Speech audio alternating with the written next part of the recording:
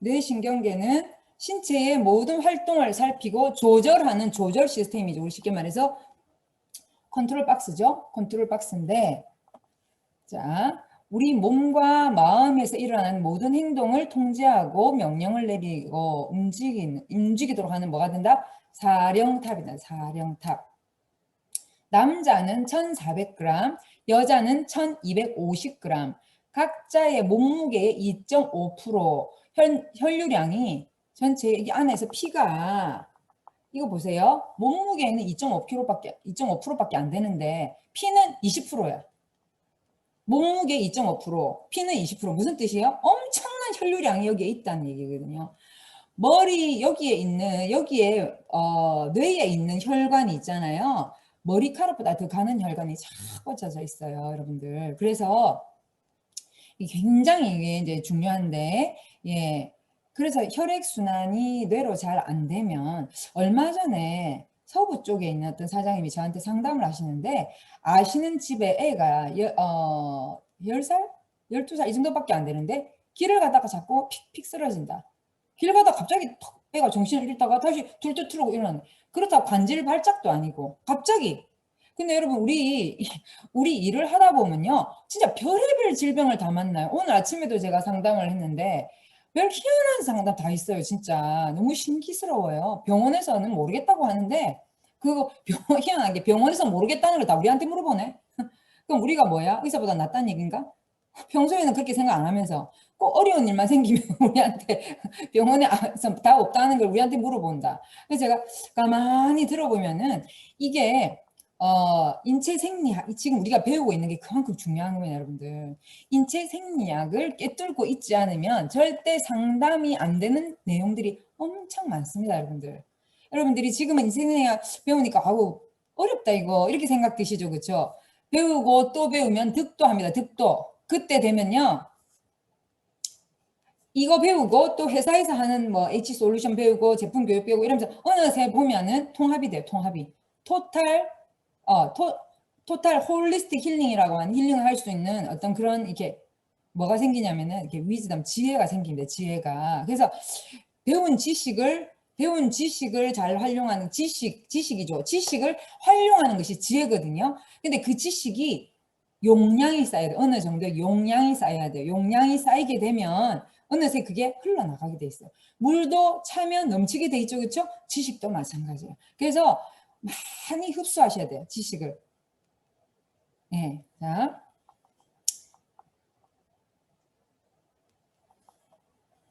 뇌신경계가 이게 잠깐만요.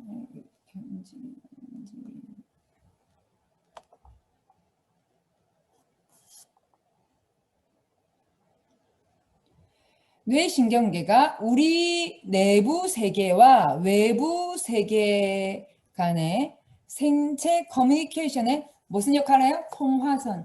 뇌신경계 감각기관은 외부의 정보를 받아서 뇌에 전달해 주는데 그런 다음 정보는 기관, 우리 몸의 각 기관, 조직, 세포로 전달되어 변화에 적응할 수 있게 해주고 정보 처리, 그 다음에 저장, 사고, 자극에 대한 인지, 땀을 분비하고 체온 유지 등의 기능을 수행합니다. 이거 다 내가 뭐 할 수 없는 거? 내가 조절이 안 되는데 자기 스스로 조절해야 되는 것이잖아요. 자기 스스로 조절해야 되는 것이 예, 이렇게 움직인다는 거죠. 예, 자기 스스로 조절할 수 있도록 뇌가 예, 일한다. 그래서 자,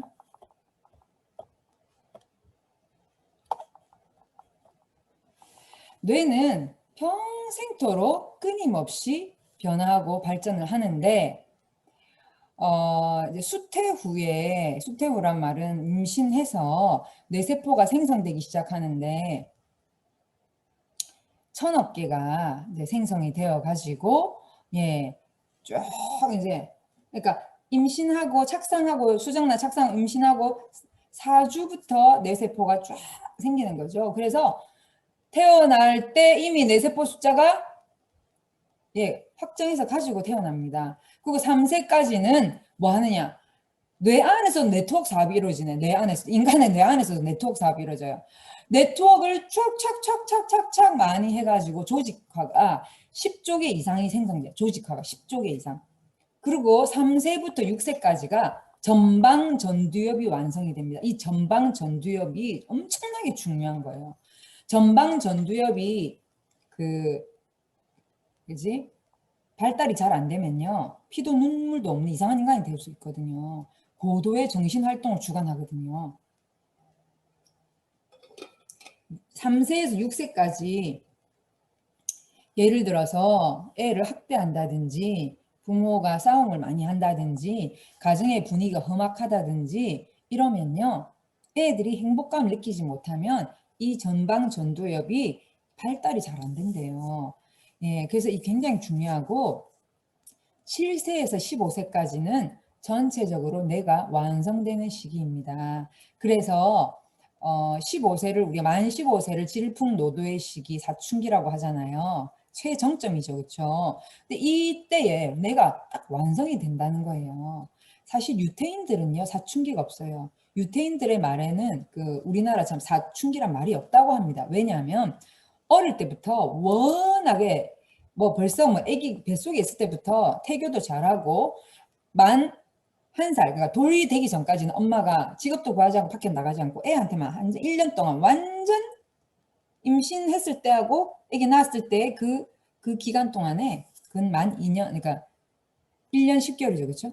완전 애한테 집중을 하기 때문에 애들이 벌써 태어날 때 태어나서 벌써 뭐 1년 지나면은 다른 애들이 이렇게 배우는 것보다 훨씬 더 많은 부분을 배우고 느끼고 감각을 이렇게 신경이 많이 걔네들은 그러니까 벌써 뇌 속의 네트워크 사업이 이 유태인들이 정상적인 가정에서 엄청나게 잘 이루어진다는 거예요. 뇌 속의 네트워크 사업이 잘 돼요. 우리 네트워크 실제 이 킹덤 네트워크 사업도 좋은 네트워크 인적 네트워크가 쫙쫙쫙 펼쳐지면 사업이 커지고 성장하고 성공하지만 뇌 안에서도요 똑같다는 거예요. 네트워크가 쫙쫙 잘 이루어지고 그래서 그렇게 한 아이들이 3세에서 6세까지 암송시키고 집안에서 예배 드리고 집안에서 찬양 부르고 막 애들을 막 엄청나게 행복하게 기르면 사춘기가 별로 없다는 거예요. 그리고 15세 지나서부터는 이제 발달 속도가 둔화가 되는데 30세 이후부터 뇌가 쇠퇴한다고 하지만 훈련에 의해서 죽을 때까지 뇌세포가 발달할 수 있다는 거예요. 예, 경영학의 아버지 피터 드러그가 96세 때 기자가 물어봤습니다. 피터 드러그 씨는 이때까지 피터 드러그가 진짜 수많은 좋은 책을 많이 썼거든요. 제가 콜로라도에 있을 때 박사님 서재에 보니까 피터 드러그가 쓴 책이 참 많아가지고 어떤 거면 이렇게 두꺼운 거 있고 얇은 거 있고 그래가지고 제가 얇은 거부터 읽기 시작했는데 대단한 사람이에요. 근데 이분이 이렇게 뭐라고 얘기했냐면 이때까지 쓴 기자가 물어봤죠. 이때까지 쓴 책 중에서 어떤 책이 가장 마음에 드십니까? 이렇게 얘기하니까 이분이 그렇게 얘기했어요. 앞으로 쓸 책입니다. 96세 때. 대단하지 않습니까? 저는 그 얘기 들으면서 야 이분 진짜 참 대단한 분이다라는 생각을 한 게 죽을 때까지 저술 활동을 했다고 합니다. 이런 사람은요 치매가 있을 수가 없어요. 뇌세포가 계속해서 발달하는 거거든요. 술 마시고 담배 피고 고기 많이 드시는 분들 뇌세포가 빨리 퇴화가 되죠. 자, 뇌는 중추신경계와 말초신경계로 나누는데요. 중추신경계에는 뇌와 척수, 네, 말초신경계에는 뇌신경으로부터 척수신경으로 내려가서 어디로 간다? 손끝 발끝으로, 생식기 끝으로, 장기 끝으로 쫙 퍼지는 것을 말초신경계라 합니다. 척수신경이 총 31쌍이 있고 체성신경이 총 12쌍이 있고 그 외에 자율신경계가 있는데 자율신경계 제가 늘 강조하죠. 자율신경계가 건강한다. 자율신경계 왜? 자율이라 automatically nervous system 이거 뭐냐? 내가 명령을 내려가지고 손아 움직여라 움직이고 머리야 움직여라 이게 아니라는 거예요. 자기 알아서 움직이는 신경계를 말하기 때문에 내가 이 자율신경계를 조절이 가능하냐면 아니에요. 누가 입이 돌아가고 싶은 사람이 어디 있겠어요. 근데 자율신경에 문제가 생기면 입이 돌아가 내가 아무리 입을 바로 하려고 해도요. 어느 날 보니까 입이 뚝 돌아가 있는 사람이 있다는 거예요. 뭐예요? 자율신경계. 굉장히 중요해요. 자, 보겠습니다. 먼저는 중추신경계를 보면요. 아까 말했던 거 뇌 무게 나왔죠? 뇌 무게는 흔히 키가 큰 아니 몸무게가 아니고 뇌가 큰 사람이 머리가 좋다라고 생각하시는데 그게 아니라는 겁니다. 뇌의 무게는 뭐에 비례한다? 키에 비례하고 지능이나 IQ랑 성격과는 직접적인 관계가 없다는 겁니다. 그런데 하나는 있어요. 나이가 드니까 뇌 사이즈가 줄어든다고 하시는 분이 계시던데 혹시 여러분은 그런 거 못 들으셨어요? 저희 어머니도 그런 얘기하고요. 어떤 분은 그 얘기하죠. 자기가 분명히 예전에 이 모자가 작았대요, 자기한테. 근데 나이가 들었으니까 모자가 커졌다는 거예요. 뭐예요? 뇌 사이즈가 줄었다. 뇌 세포가 줄었다는 얘기죠. 네. 그러니까 처음에 형성될 때, 딱 형성될 때는, 예, 그게 딱 비례해서 생겼는데, 나이가 들수록 어떻게 됐다? 뇌 세포가 줄었다는 얘기입니다. 근데 뇌 세포가 주는 거에 너무 슬퍼하지 마세요. 뭐, 신경계를 쫙 뻗치게 되면은 절대 뇌가 쇠퇴하지 않습니다. 근데 그 신경계가 쫙 뉴런이 뻗쳐가서 돌기가 뻗쳐가서 쫙쫙쫙쫙쫙쫙 네트워킹이 형성될 때 필요한 것들이 있어. 오늘 그거를 말씀드릴 거예요. 잘 들으시고 뇌 속의 네트워크 사업, 뇌 밖의 네트워크 사업 두 개 다 성공하시기 바랍니다. 뇌세포는요, 신경세포와 신경교세포로 이루어집니다. 신경세포는 그야말로 신경세포고요. 신경교세포라는 다리 교자죠. 그래서 신경과 신경을 이어주는 세포로 구성된다. 그런 말입니다. 신경세포와 신경세포를 연결하는 게 신경교세포인데 혈관을 통해서 산소와 영양분을 공급을 하고 노폐물을 운반하는데 신경세포의 물질 대사에 관여한다. 신경도 세포로 이루어져 있죠. 그렇죠? 그래서 세포로 이루어진 그 세포 속에서 대사에 관여하고 정신활동과는 직접적인 관계는 없다는 겁니다. 뇌를 포함한 모든 신경계의 기본 구성 단위인 신경세포를 우리는 뉴런이라고 부르는데 뉴런, 이 신경세포는 평균 140억 개의 뇌세포를 가지고 있대요. 140억 개의. 애가 가장 많고 노인이 작다는 게 무슨 뜻이에요? 아기 때 많이 생겨나서 노인이 되면서 줄었다는 얘기예요. 예. 그래서 뇌세포는 어머니 뱃속에 있는 임신기간 동안에 모두 형성되어서 아기가 딱 태어날 때 뇌세포의 생성이 중단이 된다고 합니다. 그러니 엄마 뱃속에서 엄마가 먹는 게 얼마나 중요하겠어요, 여러분들. 이 진짜 중요한 얘기거든요. 엄마가 아기 가져가지고 술, 담배, 커피 많이 마시고 이렇게 했던 아기하고 아기 가져가지고 엄마가 생식 많이 먹고 좋은 거 많이 먹고 좋은 음악 듣고 좋은 글 읽고 했던 집에 아기하고 같겠습니까? 다르겠습니까? 진짜로 다릅니다. 예.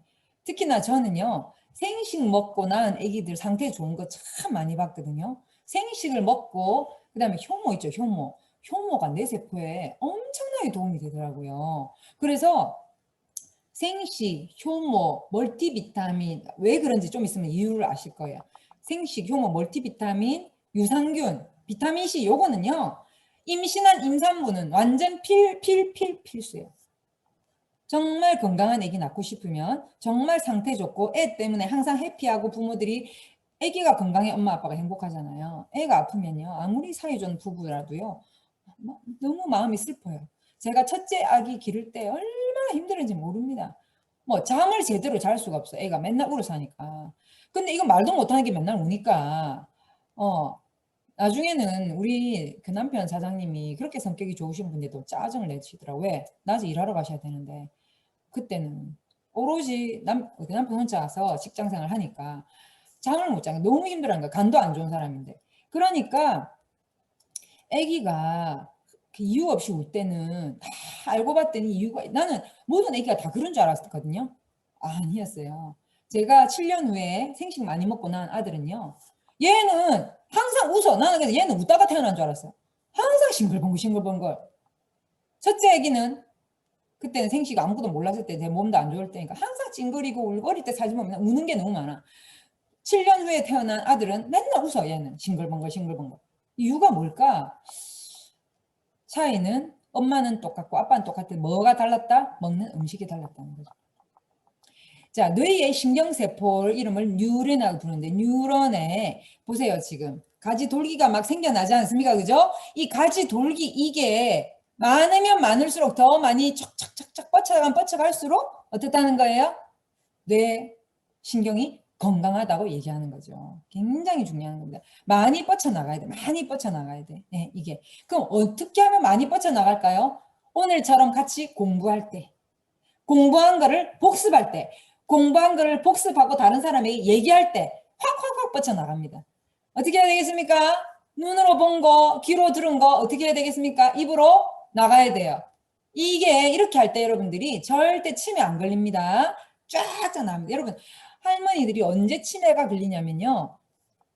그 눈과 귀로만 보기만 하고 말할 상대가 없이 계속 TV만 보고 인풋은 있는데 아웃풋이 없으면 치매가 와요. 한쪽 뇌가 마비되는 거죠. 굉장히 중요한 얘기입니다. 그래서 우리 이로미안들은요. 120살이 될 때까지 건강하시면 그때까지 계속 활동하세요. 제가 미국에 있을 때 90세 넘는 할머니가 박사학위 따고 네트워크 열심히 하는 거 봤어요. 진짜. 네.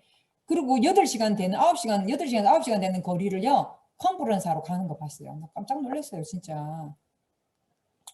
자, 신경세포는 복잡한 뇌 기능의 주역인데 별 모양의 세포체의 기능을 전달하는 돌기를 갖고 있고 신경계 기본 단위인 뉴런이 서로 이 뉴런에서 저쪽 뉴런끼리 서로 뭐 접속해 있죠. 머리는 쓰면 쓸수록 이런 것들이 더 어떻게 됩니까?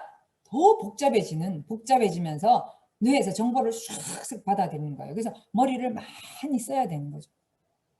근데 머리 쓴다고 모여 앉아가지고 이거 뭡니까? 이거 고스톱 섰다 파도치기 이런 거 하시는 할머니들 계시거든요. 어떤 할머니가 있잖아요. 나 치매 안 걸리려고 이 하트치기 한다 뭐 카드 한다 이래가지고 하시다가 무릎 관절와가지고 있잖아요. 움직이지 못하는 분 봤어요. 그건 아니에요. 머리를 쓰면서 온몸도 건강하게 사용을 해야지 그런 일방적인 방법을 사용하는 아니라고 생각합니다. 자, 이렇게 보시면 우리 지금 뇌의 신경에서 있잖아요. 신경 전달 물질이 40여 종이 발견됐는데 이 신경 전달 물질이 너무너무 중요한 역할을 합니다. 근데 이거 한번 보세요. 너무나 놀라운 사실 하나 있네. 신경 전달 물질을 방출하려면 뭐가 필요하다는 거예요? 칼슘이. 여러분, 칼슘이 여러분들은 뼈에만 그다음에 뭐 혈액의 농도를 맞춰주는 것으로 우리가 이렇게 생각했는데 신경 전달 물질을 뭐 하려면 방출하려면 자 그림을 한번 보시기 바랍니다. 뉴런에서 지금 이 신경 돌기가 이렇게 어떻게 됐어요? 싹 지나가는데 얘가 붙질 않아요. 봐보세요. 얘하고 얘가 있잖아요. 붙은 게 아니에요. 이렇게 떨어져 있어요. 이렇게. 지금 얘를 이렇게 확대한 게 얘거든요. 떨어져 있는데 이 참 신기합니다. 인체의 신비. 와 진짜 저는 이거 뇌 신경계가 정말 저는 신비한 것 같아요. 보세요. 여기서 이렇게 싹 옆으로 싹 지나가면서 수상돌기에서 뭐를 준다? 쫙 신경 전달 물질이 쫙 내려가는 거예요. 내려가. 그러면요. 여기 봐요. 여기 홈하고 여기 홈하고 똑같이 생겼죠. 그렇죠? 이 홈에서 나오는 신경 전달 물질이 칼슘이 있을 때 풍부할 때 이게 신경 전달 물질이 쫙 나가거든요. 그러면 여기 공중으로 나가잖아요. 사실은요. 뇌 안이지만 사실 약간 떠 있잖아요. 근데 재밌는 게 딴 데로 흘러가지 않고 얘가 어떻게 한다고? 척척 수용체에서 받아들여 버리는 거예요. 희한해요. 그 얘가 어디로 갔어요? 안에 쫙 들어가는 거 보이죠? 안으로 싹 들어가는 거 보이죠? 이렇게 되는 거예요. 그래서 신경 전달 물질, 주머니, 네? 주머니로. 자, 저는 이거 보면서 진짜 우리 인체의 신비가, 그러니까 여기서 일로 가, 여기서 일로 가. 자, 가보세요. 신경 전달 물질의 원료가 뭐라 그랬습니까? 신경 전달 있죠. 이거 초록색 이 원료가요. 필수 아미노산 비타민 B군입니다. 그러니까 제가 맨날 강조하죠. 효모는 필수 아미노산 덩어리, 비타민 B군 덩어리. 그 신경계가 건강하려면 비타민 B군 덩어리 효모를 열심히 드시고 칼슘을 열심히 드시고 멀티비타민 열심히 드시고 제가 늘 하는 말 있죠. 왜 그런지를 공부하시면은 아시게 될 거예요. 이게 참 제가 이거 보면서 정말 아까 지금 이 그림하고 이 그림을 한번 봐보세요. 이 그림에서 지금 여기에 있던 신경전달 물질 주머니가 별로 착 하면서 여기서 전달을 쫙 이렇게 하잖아요. 그죠? 전달 쫙 하잖아요. 그거를 또 더 크게 확대시켜 놓은 게 이거예요. 신경전달 물질 이 예, 덩어리가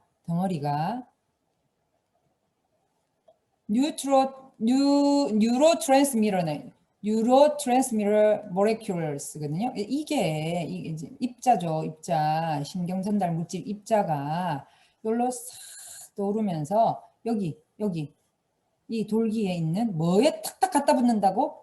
수용체, 리셉터죠. 수용체에 탁탁 붙는데 이게 있잖아요. 아까 여기 요 사이 있죠. 요 사이를 시냅스라고 해요. 시냅스. 이 공간 이름을 시냅스를 하는데 이 공간이 떠 있음에도 불구하고 이게 어떻게 된다고?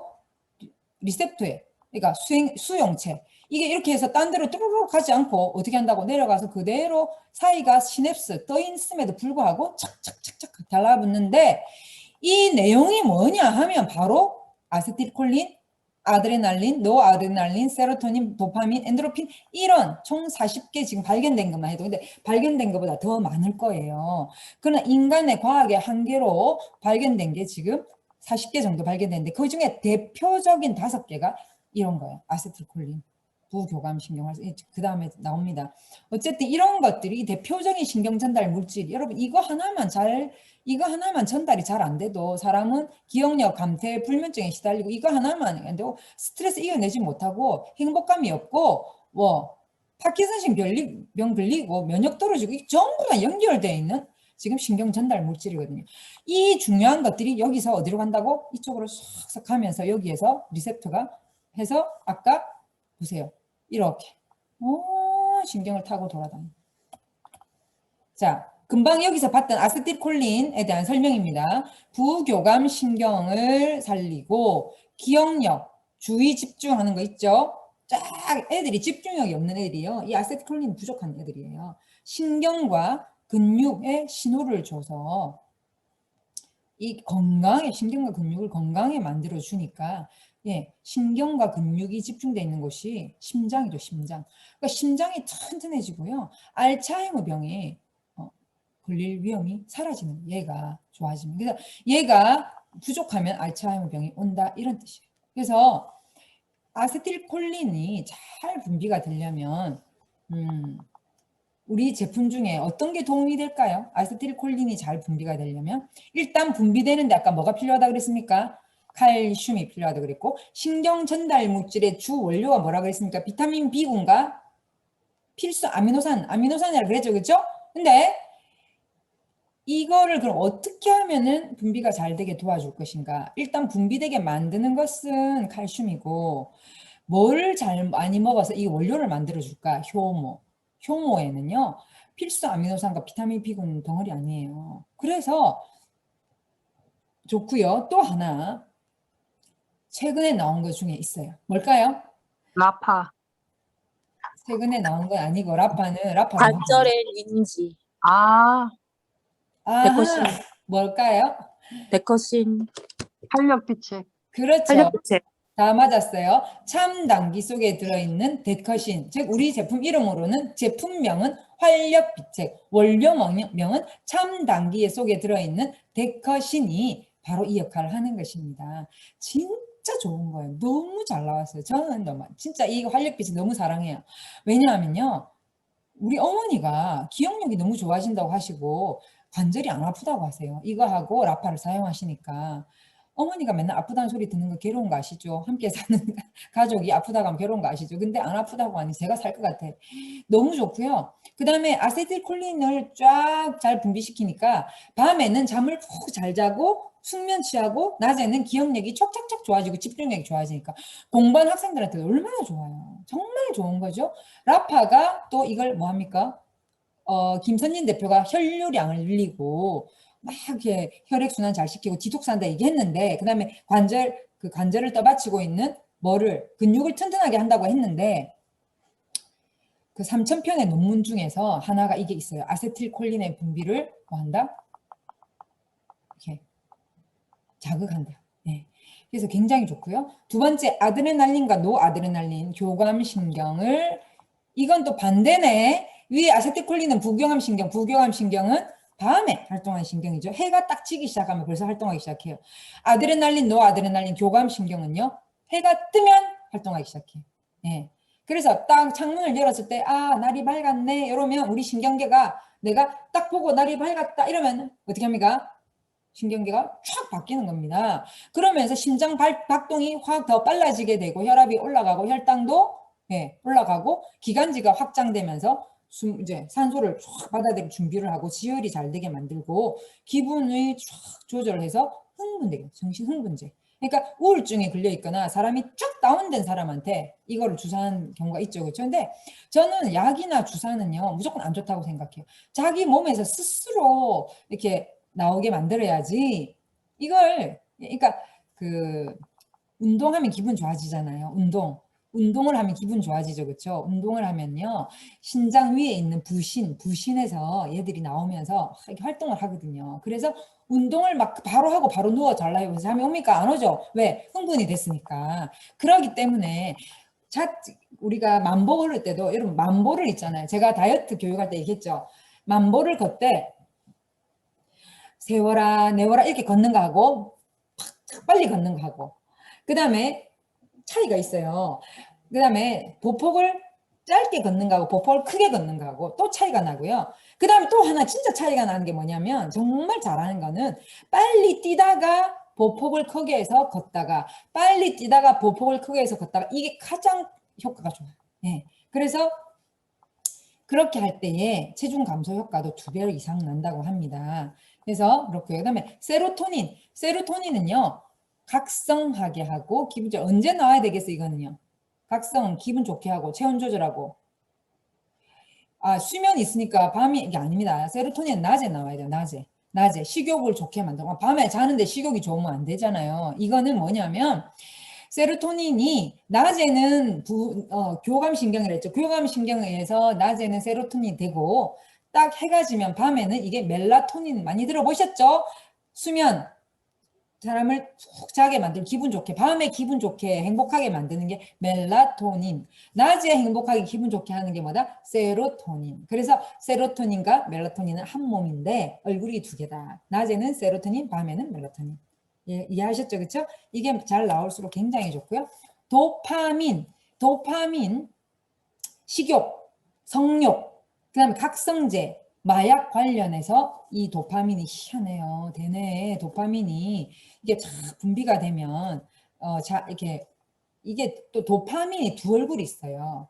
굉장히 사람을, 쉽게 말해서 내가 그래 결심해서 내가 오늘부터 다이어트 할 거야. 딱 결심해서 그걸 도파민이 잘 나오면요, 그 결심한 것을 잘 진행하기도 만들지만 또 한편으로는 그 음식을 땡기기도 하고 식욕, 성욕을 자극하기도 한대요. 이게 희한해요. 하여튼 그 약간 마약 같은 어떤 그런 게 있어요. 그래서 왜 일 중독 막 이렇게 막 이렇게 하는 사람 있잖아요. 그것도 도파민과 관련이 있다고 합니다. 근데 저는 이게 뭐냐면, 그러니까 조절이 중요한 거거든요. 우리가 면역도 조절이 중요하잖아요. 이 도파민도요, 조절이 중요한 거거든요. 근데 이게 조절이 잘 안 돼서 오는 병 이름이 파킨슨씨 병이에요. 근데 저는 이거 있잖아요. 참 중요하다고 생각하는 게, 내 몸이 스스로 자율성을 주어서 자기 스스로 자율신경도 잘 돌아가고 신경 조절 물질도 나올 때 잘 나오고 이렇게 해야 되는데, 약을 잘 먹는 사람들 있죠. 병원 약을 많이 먹고, 감기 걸리면 감기약 먹고, 머리 아프면 두통약 먹고, 뭐 소화 안 되면 소화제 먹고, 뭐 하면 항생제 금방 먹고, 약을 많이 사용하시는 분들이 여러분 신경 전달 물질이 잘 안 나옵니다. 왜? 치유력이, 자연 치료, 몸속에 있는 자연 치료, 자율적인 치유력이 떨어져 있고, 그러니까 여러분 그거 아시죠? 공산주의 국가의 국민들이 자율성이 떨어지는 거 아시죠? 자유민주주의 국가의 국민들이 자율성, 창의성이 탁월하잖아요. 우리 몸도 우리 몸의 세포 특히 신경세포도 자율성, 창의성이 탁월해야지만 우리에게 좋은 일을 하는 거예요. 근데 자꾸만 안 좋은 걸 이렇게 자꾸 통제하는 걸 먹인다. 이래라 저래라 막 이렇게 통제를 하면 자율성이 떨어지면 이 부분에서 문제가 온다는 거죠. 저는 음식으로 못 고치는 약으로 못 고친다. 이게 참 진짜 만고불변의 진리라고 생각하고요. 그래서 현대의 의사가 식품영양학자가 되지 않으면 미래의 식품영양학자가 의사가 될 것이다. 이렇게 히포크라테스가 얘기한 게 진짜 맞다고 생각합니다. 여러분들 약으로 고칠 생각하면 안 돼요. 음식으로 정말 지금 당장 죽을라 한다. 지금 당장 죽을라 한다. 지금 이거 뭐 약 안 쓰면 죽는다. 그 외에 오랫동안 써야 될 약은요. 약이 아니에요. 조절제일 뿐이지. 예, 그러니까 무슨 조절제? 통증 조절제 뿐이지. 그 다음에 병이 천천히 해요. 예를 들어서 고혈압약. 중풍을 늦게 오게 하는 것 뿐이에요. 중풍은 와요. 늦게 오게 하는 거죠. 근데 아예 그 자체를 고쳐버리면 그저께 프리맥을 메가요법을 했더니 한 달 동안 프리맥이 메가요법을 했더니 대구 지역의 사장님 그래 말씀하셨던 누가 뭘 끊었다? 고혈압을 잡았다 그런 얘기 들었는데 전 너무 잘하셨다고 생각합니다. 왜? 프리맥은 약이 아니거든요. 음식이잖아요. 음식을 약 모양으로 만들어놨을 뿐이지 하나도 약성이나 사람을 이렇게 들어가서 막 억압하는 게 없거든요. 근데 그 프리맥을 원래 하루에 밤에 잠자기 전에 2알 먹는 거를 아침 먹고 2알, 점심 먹고 2알, 잠자기 전에 2알을 먹었더니 한 달 동안 딱 메가요법 했더니 혈압이 잡혀버렸다. 야, 참 평소에 2알을 먹고 계셨던 분이 그렇게 하는 게 맞고요. 한 번도 안 드시던 분이 갑자기 그렇게 하면 완전 호전 반응에 크게 시달리기 때문에 그 부분을 주의하지만 평소에 2알을 먹고 계시던 분들은 이렇게 메가요법 하는 걸 추천합니다. 그 다음에 5번째 엔돌핀. 엔돌핀은 통증을 감소시키고 그 통증을 덜 느끼게 하죠. 많이 웃을 때 나오죠. 많이 웃을 때, 기분 좋을 때, 많이 웃을 때, 행복할 때 나오는데 대응 행동 전략 강화, 그러니까 어떤 어려움이 오거나 어떤 위기가 왔을 때에 그거를 대응할 수 있는 행동에 대한 전략을 강화시킨다. 쉽게 말해서 다른 말로 하면 잡초 정신을 강화시킨다. 어려움이 왔을 때 더 크는 게 잡초 아닙니까? 밟을수록 더 크는 게 잡초 아닙니까? 엔돌핀이 그런 역할을 한다고 놀라운 거죠. 우리 몸속에는요. 너무나도 미라클러스한 너무나도 놀라운 정말 그런 이런 게 많아요. 근데 이거보다 더 놀라운 게 하나 있는데 그게 뭐예요? 다이돌핀. 예. 이 다이돌핀은요. 정말 감동 먹었을 때 뭐 고객 낭루, 고객이 막 눈물 흘릴 정도로 막. 예. 우리 대구의 김모 사장님, 남자 사장님이시죠? 다 아시는 분 아시죠? 그렇죠? 야, 참 진짜 섬김에 있어서 다른 사장님들이 다이돌핀이 나올 정도의 감동을 먹을 수 있는 섬김을 막 이렇게 하시는 걸 보면서 참 아름다운 섬김이다라고 생각했는데 내가 그 15년 전쯤인가 제가 그때 전국에서 이제 상을 받는데 신년 대회를 했어요. 1월달 신년 대회를 했는데 그때 우리 딸이 꿈의 학교를 다니고 있었거든요. 근데 꿈의 학교에 저 모르게 본사 촬영팀이 가가지고 저희 딸을 인터뷰를 한 거예요. 중학교 3학년짜리인가 중학교 3학년 때를. 그러니까 중학교 3학년이면 얼마나 사춘기예요. 예, 그래갖고 뭐 어떤 때는 하호 했다, 어떤 때는 쌩까고 말 안 하고 이런 때였잖아요. 그때가. 지금은 28살이지만 그때는 사춘기 때인데 그때 그러니까 만 15살 지금이 만 20살 한 1년 전이네요. 근데 그때에 이렇게 갑자기 신년 전진대에서 갑자기 뭐 시상하겠습니다 하더니 그 전에 잠시 영상을 보겠습니다 하더니 서울의 땡스 그룹의 박 단장님 아들 그 백혈병 이은의 아들 딱 나오고 그좀 나오나 보다 백혈병 이었으니까 생각인데 갑자기 우리 딸이 얼굴이 딱 나오면서 엄마 이러는데 제가 저기 왜 나왔지 저기 이렇게 했더니 엄마가 생식한다 그래서 저는 처음에 애들이 생식을 안 먹을라 했잖아요. 꿈의 학교 애들이 맛없다고 생식 싫어하고 이래서 엄마가 생식한다는 얘기를 내가 애들한테 하면 그 맛없는 거 팔아? 이렇게 할까 봐 말을 못 했는데 지금은 내가 엄마가 준 걸로 내 건강을 찾고 뭐 이러면서 고맙다. 결국에 이제 결론은 감사합니다 했는데 그때 제가 그 감동이 있잖아요. 몇 년을 가더라고요. 눈물이 쫙 나면서 있잖아요. 얼마나 감사하든지. 우리 그렇게 안 먹으려고 하고 처음에 우리 딸은 한 달 동안 토했거든요. 생식을요. 그러니까 지금 우리를 애먹이면서 먹으라 해도 안 먹고 막 먹어주는 것처럼 먹고 이런 가족이나 주변 지인들 있잖아요. 나중에 여러분들에게 너무 고맙다. 당신을 만나서 내가 몸이 이렇게 건강했다 하는 말을 꼭 들을 날이 올 것입니다. 그때 여러분의 몸속에는 다이도핀이 확 엔드로핀의 많게는 5,000배, 작게는 2,000배 그런 역할을 한다고 합니다. 자, 이렇게 해서 아까 뇌의 기능을 봤는데 뇌는 자, 대뇌가 있어요. 대뇌는요. 전체적인 정신의 활동을 주관하는 거예요. 네, 정신의 활동을 주관하는 게 대뇌. 예. 그 다음에 간뇌가 있죠. 간뇌는 이게 사이 간자예요.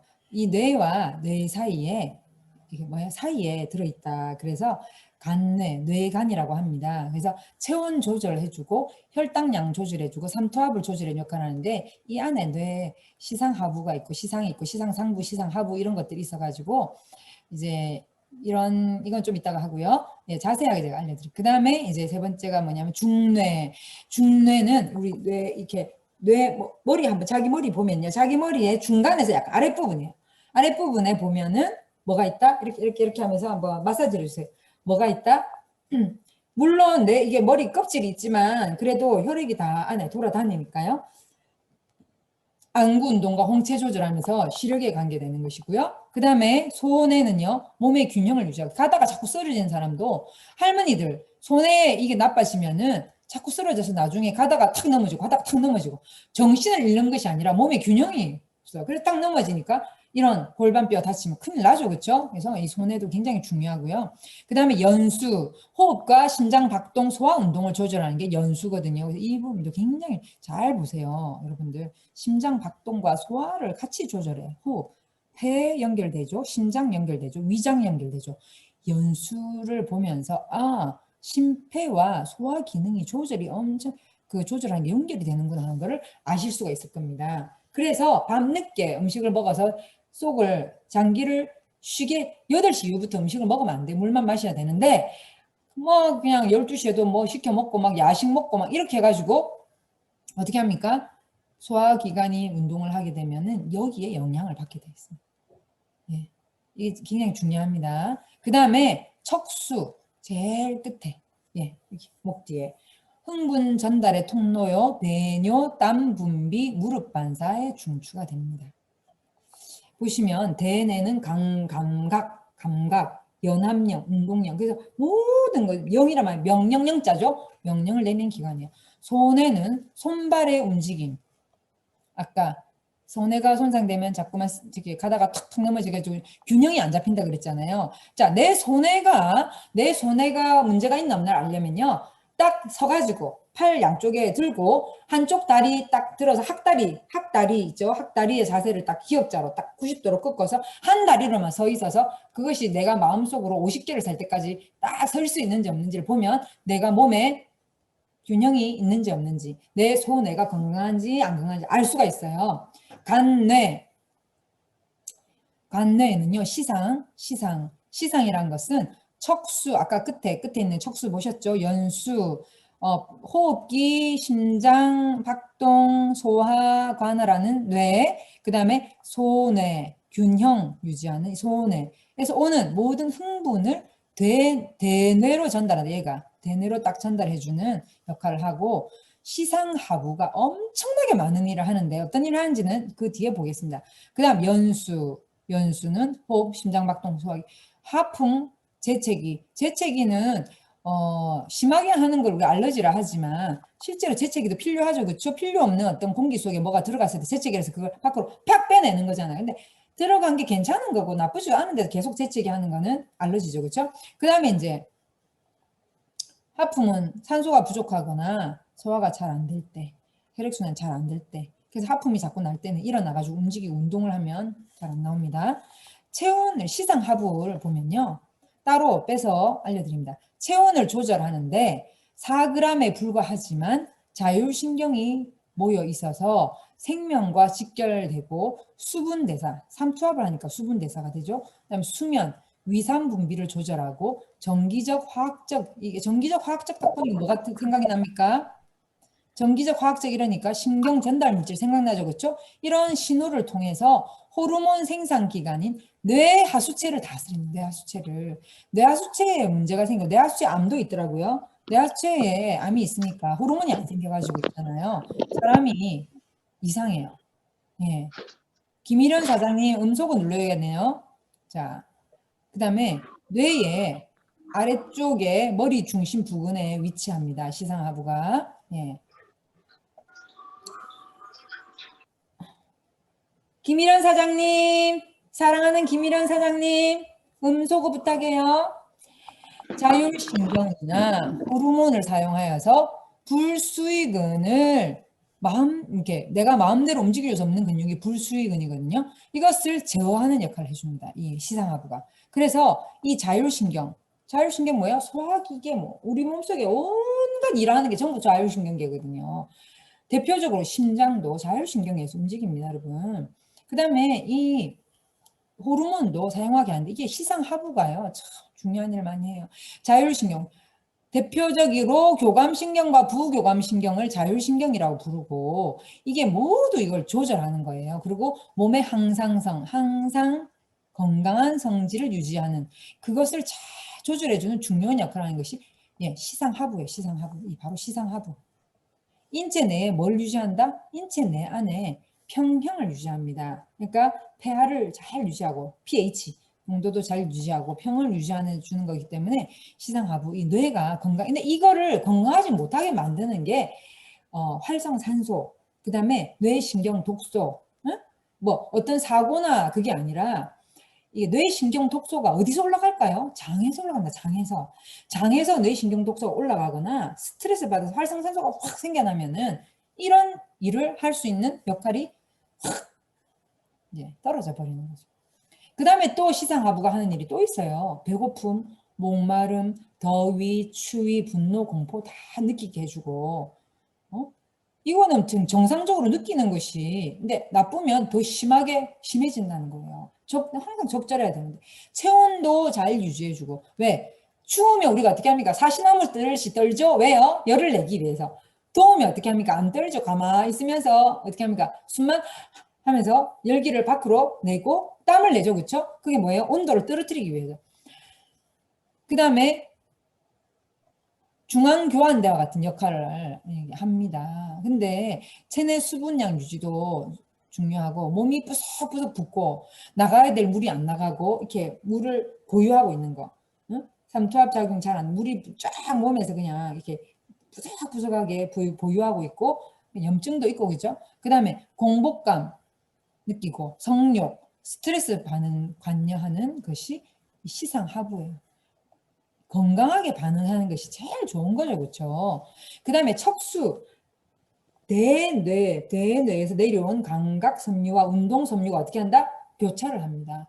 그래서 이 척수는요. 오른쪽 뇌를 다치면 이게 교차가 되면서 왼쪽에 팔, 다리가 마비가 오고 왼쪽에 뇌를 다치면 오른쪽에 팔, 다리가 마비가 오는 이유가 바로 이 척수 때문에 어떻게 해서? 목 뒤에서 교차됩니다. 정리를 하자면 뇌의 대뇌는 신경활동, 소뇌는 이제 순서대로 가면 대뇌는 모든 신경활동과 명령을 내리는 기관이고 스스로 간뇌, 체온 조절, 혈당량 조절, 삼투압. 그래서 이 간뇌 안에 시상과 시상하부가 있더라. 시상은 이 연수와 소뇌와 척수의 모든 자극을 대뇌에다가 뭐 해준다 했습니까? 전달해주는 역할을 하고 중앙교환대 역할을 하고 그다음에 이거 시상하부가 아까 1, 2, 3 너무 중요한 역할을 하고 있죠. 그렇죠? 그래서 하고 중뇌는 뭐하고 눈 사람이 몸이 100점이라면 눈이 90점이다 이렇게 했죠. 그 정도로 인문이 중요하거든요. 그래서 그거를 이 중뇌가 딱 눈 담당. 그 다음에 소뇌는 몸의 균형, 그 다음에 연수, 호흡, 심장 박동, 소화, 운동 조절하고 척수, 흥분 전달 통로, 배뇨, 땀 분비, 무릎 반성 이렇게 정리가 됩니다. 운해, 잔해 할 때에 운해는 잔해를 보면 언어를 잘 사용하는 사람. 그 다음에 숫자 계산도 촥촥촥 잘하는 사람. 그 다음에 추리 능력. 셜록 홈즈 같이. 촥 이게 이러니까 저게 저렇고 저게 저러니까 이렇고 아하 보통 사람 그냥 그런가 보다 했는데 얘는 그게 그래서 그렇구나. 응? 이런 거 있잖아요. 이런 사람. 이성적으로 분석적으로 분석을 척척척 잘 해내는 그런 사람. 크리티컬한 사람들. 이런 사람들이 어떻게 한다는 겁니까? 자아내가 탁월하게. 근데 이제 운해가 탁월한 사람은요. 종합적인. 그러니까 이 사람은 자아내는 나무를 보면 운해는 어떻게 하니까? 숲을 보는 사람. 종합적인 능력. 그 다음에 시공간의 영역을 이렇게 입체적으로 보는 입체 능력이 있고 직관의 능력이 있어. 그러니까 앞뒤 좌우를 재지 않고 딱 그냥 직관하는. MBTI 검사를 하면요. 좌뇌는 J형입니다. 우뇌는 P형이에요. 추상적 감성적 능력이 탁월해. 시인이 많고 예술가가 많고 예. 그다음 또 뭐 음악가 예. 이런 사람들이 우뇌가 발달한 사람들 예술가 예. 그래서 이것만 너무 발달해도 또 어떻게 합니까 사람들이 정말 이상하다 이러죠 그렇죠? 예, 좋게는 말하면 예술적이다 전재성이 있다 이러다가 또 너무 심하고 이거는 안 되면 어떻게 합니까? 이상하다 하죠. 요것만 너무 발달하면 인간이 차갑다 이렇게 얘기하죠 그렇죠? 적당하게 발달하면 따뜻한 인간 예? 똑똑한 인간 따뜻하고 똑똑하면 제일 좋겠죠 그렇죠? 자, 뇌신경계와 영양을 보겠습니다. 정신계, 아이고 여기 나오네요. 정신계 기능에 가장 영향을 끼치는 영양소는 뭐다? 바로바로 바이타민 B, 비타민 B군이다. 비타민 B군은 에너지를 생성하는 일에 일조를 하고 호르몬 균형, 뭐 비타민 B군이 연관이 안 되는 데가 없어요. 소화계, 신경계, 면역계, 호르몬 균형에까지. 와우, 정말 놀랍습니다. 근데 이 비타민 B군 컴플렉스인 우리 효모가 저렇게 저렴하니 효모는 그냥 아예 들고 다니면서 과자 대신에 씹어 먹어야 된다고 저는 생각합니다. 그 다음에 뭐도 조혈작용도 하잖아요. 엄청나죠. 신체적으로 스트레스를 받거나 스트레스 받아가지고 머리카락이 빠지는 것도 효모가 좋아요. 왜? 핵산이 들어있어 가지고요. 세포를 재생을 잘해가지고 그 원형 탈모 있으신 분이 효모 생식 프리맥 열심히 먹었더니 머리가 싹 나버리더라고요. 그다음 몸이 아플 때 신체는 평상시보다 훨씬 더 많은 양의 비타민 B군을 대사에 이용하기 때문에 아프거나 스트레스 받으면 비타민 B군이 엄청나게 사라져 버립니다. 그래서 매일 어떻게 해줘야 된다? 보충해 줘야 된다.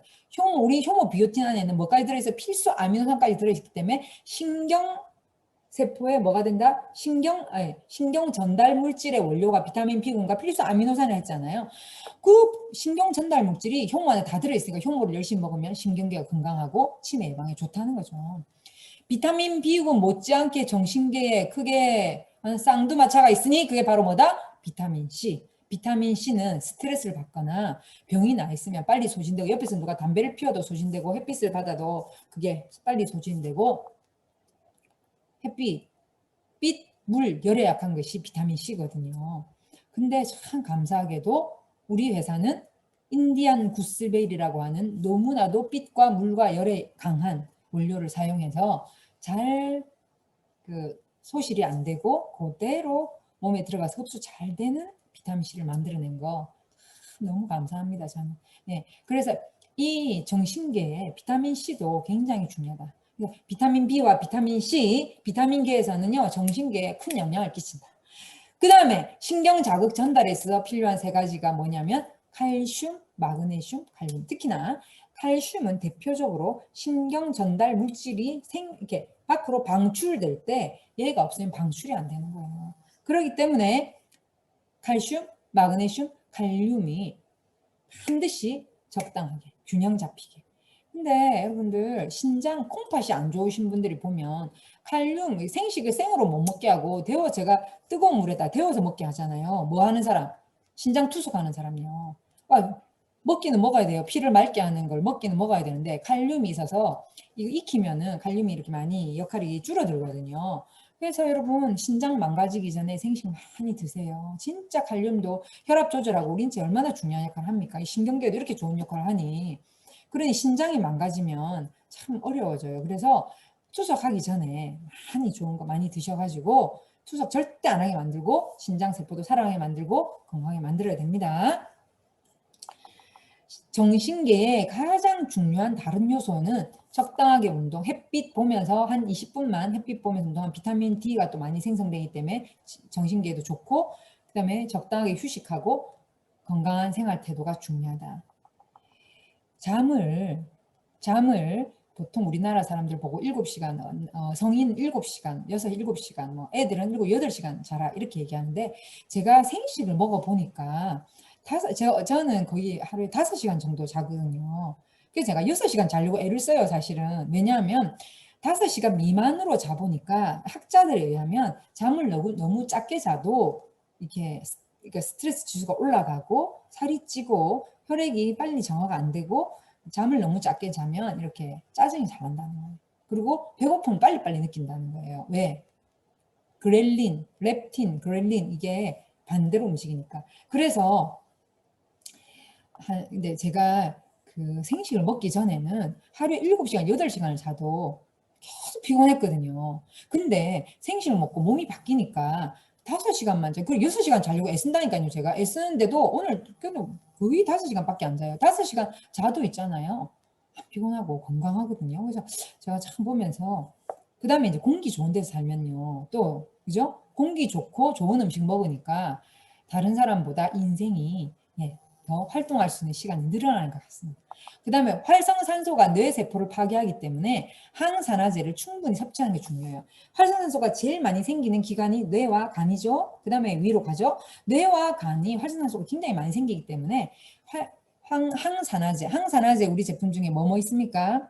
생식, 알칼리 이온수, 휴젠푸드. 이런 것들이 항산화 역할을 하기 때문에 활성산소를 없애주죠. 뇌신경질환의 원인, 일단은 미숙, 퇴행, 뇌가 그 대뇌적으로 오는 정보가 없어가지고, 그 다음에 하나가 신경 전달 물질이 생성되는데 이상이 생긴 거예요. 쉽게 말해 비타민 B군이나 그 다음에 필수 아미노산이 부족하면 신경 전달 물질 원료가 없고요. 이게 방출되려면 칼슘이 있어야 되잖아요. 그러니까 이런 칼슘, 마그네슘, 칼륨 아까 필요하다 그랬죠. 그 다음에 원료가 뭐라 했습니까? 비타민 B군과 필수 아미노산인데 이 아미노산이 부족하니까 이상이 생기는 거고요. 전달 물질 반응 이상, 이건 뭐냐면 수용체, 아까 제가 이렇게 수용체 보셨죠, 그렇죠? 어떻게 하는지를.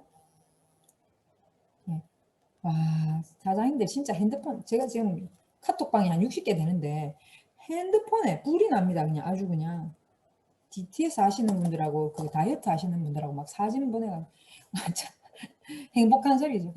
그래서 어쨌든 신경 전달 물질의 반응이 이상이 생긴다. 수용체가 신경 전달 물질 아세틸콜린이 쫙 지나가면서 쫙 뿌려준다면, 아까 시냅스 그 사이에서 쫙 뿌려주면 수용체가 리셉터가 쫙 받아들여야 되는데 니 오지 마라, 니 안 받아들일 거다, 이렇게 한 거예요. 돌아온 거죠 지금. 그렇죠? 왜 그런 현상이 일어나요?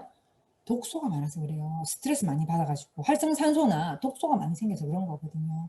그러니까 얘네들이 제정신을 갖게 해주려면 독소를 빨리 디톡스 해줘야 되고, 활성산소를 없애줘야 되는 것입니다. 안 그러면 수용을 안 해. 아무리 신경전달 물질을 만들어줘도 얘들을 수용 안 해. 그래서 항상 제가 그러잖아요. 매일 디톡스가 필요하다. 매일 디톡스를 해야 돼, 우리는요. 왜냐하면 40세 이상부터는 독소가 참 많이 생긴다고 합니다. 인체가. 지금 이제 우리나라 나이 40세 이상부터 독소가 많이 생기고 세포가 활동하고 난 다음에 죽잖아요. 셀 아포도시스에서 자살 기전이 돌아가면서 죽잖아요. 그게 쌓여서 독소가 된다. 그러니까 빨리 밀어내주는 게 필요한데 안 밀어내주면 몸속에 쌓여가지고 독소가 된다는 거예요. 그래서 죽어서 나가야 된다. 안 나가고 자꾸 원래 있는 친구들 괴롭히니까 원래 있는 친구들이 돌려보니까 되기 쉽다. 그래서 제가 하루에 생식 2번 먹는 이유가 바로 거기 있어요. 하루에 생식 2번 먹고 제가 점심 먹을 때, 식사할 때 효소 먹고, 효소가 또 독소 밖으로 밀어내버리니까 효소 먹고, 그 다음에 활성산소 제거하기 위해서 식사하기 전에 효소 먹고, 하고 난 다음에 휴젠푸드 먹고, 아침 저녁 먹고 난 다음에 칼슘 비타민C 먹고, 이건 뭐 저는요 철칙으로 합니다. 그래서 아침 저녁은 생식이니까 생식하고 같이, 아침에는 제가 요즘에 뷰티 생식 2포, 저녁에는 산삼생식과 그거 저기 프로틴. 그래서 저녁에는 산삼생식 프로틴, 아침에는 뷰티생식 2개. 딱 그렇게 지금 세팅해가지고 먹고 점심 때는 이제 일반 식사할 때 식사 전에 효소 먹고 식후에 휴진푸드 먹고 철칙으로 제가 합니다. 예. 그리고 중간중간에 효모를 한 하루에 30알 정도 저는 씹어 먹어요. 예. 뭐처럼? 간식처럼. 왜요? 바로 이것 때문에. 예. 그래서 독소 빼주고 그다음에 신경 전달 물질 원료를 넣어주기 때문에 신경계가 건강한 것 같습니다. 자, 뇌 신경계 질환의 종류를 보면요. 뇌 혈액순환에는 두통 잘 안 되면 두통이 오고 한쪽이 아프죠. 그렇죠? 뇌경색, 뇌졸중. 근데 하나 있어요. 생식을 안 드시다가 혹은 프리맥을 안 드시다가 딱 드시는 분들이 보면요. 디톡스가 되면서 순환이 되면서 뭐에 시달리는 분이 많으냐면 이 명현 현상에 시달리는 경우가 있는데 한쪽 머리가 막 아플 것 같아. 왜? 그쪽에 독소가 밀려 나가니까. 근데 자기가 막 그걸 이해를 못하고 왜 이렇게 나는 아픈지 막 이렇게 얘기하는 분들에게는 반드시 이런 명현 현상이 있다는 걸 알려줘야 된다는 거예요. 그래서 오늘 아침에 제가 전화 받았는데 몸이 너무 안 좋으신 분이 생식을 드시고 막 생식 안 좋다고 하는데 얘기 딱 들으니까 명현 현상이 가장 강하게 왔어요. 그래서 먹기 전에 명예현상에 대해서 미리 얘기를 해야 된다. 명예현상이구나 하고는 알려주니까 괜찮다. 염증은 뇌염, 척수염, 소아마비가 있고요. 자가면역질환으로는 중증 근무력증. 척수가 여기에 독소가 꽉 차서 문제가 생기면 어떻게 되겠습니까? 예. 그 다음에 아까 시상하부 쪽 근육이나 이런 거 연계한다 그랬잖아요. 그러면 이런 것들을 뭐예요? 이런 거에 주변에 세포에 독소가 많이 쌓여가지고 이게 일을 못하면 근무력증 어떤 게 아시죠? 몸이 전부 다 몸이 나중에 뭐처럼 오징어처럼 흐물흐물해가지고 결국 돌아가시는 병이거든요. 뇌종양, 파킨슨시병 아까 말씀드렸죠. 평소에 효모만 열심히 공복에 먹어도 이런 병이 안 오죠, 그렇죠? 알츠하이머도 마찬가지죠. 3차 신경, 3차 신경은요? 안면신경, 안면신경이 3차 신경이죠, 그렇죠? 그래서 좌골신경통. 여기 앉을 때에 쓰이는 골, 좌골, 그죠? 좌골신경통. 이런 데도 다 독소 때문에 여러분들 진짜 라파 딱 되고 있잖아요. 디톡스 하면은 이런 것들은요. 병은 여러 가지인데 원인은 한 가지입니다. 그 다음에 신경 전달 물질 이상이 생기면 아까 말했죠. 아세틸콜린, 아드레날린, 노아드레날린, 응? 그 다음에 세로토닌, 도파민, 또 어떤 거 하나 더 있었는데 엔돌핀. 네. 이런 것들이 물질이 전달이 잘 안 되면 우울증이 오고 불면증이 오고 자율신경계 이상이 생기면서 자율신경 실조증이 오게 되는 것이거든요. 그래서 요즘에 ADHD 많이 생기잖아요. 엄마가 GMO 음식 있죠? 그거 많이 먹은 엄마가 이런 애들이 많아요. 주의력 결핍 행동 과잉장애. 그래서 주의를 안 기울여야 될 때 주의를 기울이고 주의를 기울이지 말아야 될 때 주의를 기울이는 이상한 그 주의력이죠. 조용한 ADHD는 과잉 행동 장애는 없는데 계속 딴짓을 합니다. 전두엽, 후두엽에 문제가 있는. 전두엽이 이상이 생기면은 타인의 고통에 무감각하고 어떤 나쁜 일을 해도 양심의 감각을 느끼지 않고 부녀자 연쇄살이 난 그 사람한테 물어봤어요. 왜 그렇게 했냐? 이러니까 뭐라는 줄 아세요? 여자들이 행동을 조신하게 하지 않아서 그 여자들이 행동을 조신하게 하려고 하는 경고를 하기 위해서 그래. 나 너무 진짜 무서워. 왜요? 자기가 사람의 그 천하보다 귀한 생명을 뺏어간 거에는 1도 뭐가 없고 자책감이 없고 죄책감이 없고 그 사람들 탓을 하는 겁니다. 이런 사람은요. 완전 전두엽 이상이 있는 사람이거든요. 재범률이 높고 연쇄 범죄 확률이 굉장히 높은 사람인데 알고 봤더니 연구를 해봤더니 선천적으로 엄마가 알코올을 많이 마셔서 아예 이게 망가진 사람. 후천적으로 너무 불우한 환경에 사람. 그래서 불우한 환경에 있는 사람들 돌아보고 그들에게 사랑을 베풀 필요가 있는 것입니다. 왜? 이런 전두엽 이상이 생기면요. 사회를 망가뜨리거든요. 예, 굉장히 진짜 이게 중요한 얘기거든요. 오늘 이까지